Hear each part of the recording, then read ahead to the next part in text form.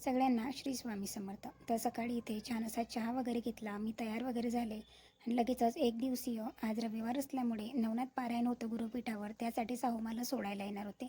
मग इतका छान थंडगार वातावरण आणि सनसेट व्ह्यू एन्जॉय करत करत आहोंनी मात्र मला गुरुपीठला सोडलं.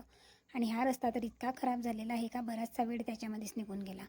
त्याच्यानंतर आता इथे सिटिंग अरेंजमेंट सुरू होती, त्याच्यासाठी म्हटलं चला या नवीन नवीन सकाळी छान असा फ्रेश चेहरा असतो, त्याच फ्रेश चेहऱ्याने अगदी ब्लॉग वगैरे काढून घेऊया.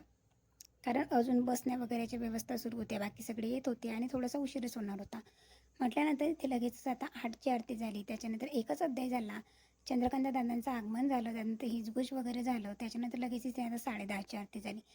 त्याच्यानंतर 10:30ची आरती झाली. काल भैरवाष्टक इथे सामूहिक पद्धतीने घेणं सुरू होतं आणि आज 23ची संख्या होती. 23 म्हणजे खूप मोठी आणि बऱ्यापैकी संख्या होती. आजचं पारायण अगदी छान गेलं.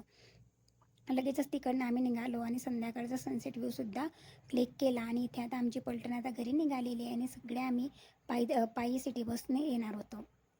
त्याच्यानंतर बघा, सकाळी इतका छान फ्रेश चेहरा होता आणि संध्याकाळी असा चेहरा करून आता मी घरी जात आहे. अगदी थकलेला चेहरा, गाडीमध्ये अजिबात उभं राहायला जागा नव्हती, तरीसुद्धा दाबून दाबून सिटी बसवाल्यांनी भरलं होतं, कारण सगळ्यांना घरी जाण्याची घाई. चला, असा होता आजचा दिवस. बाय.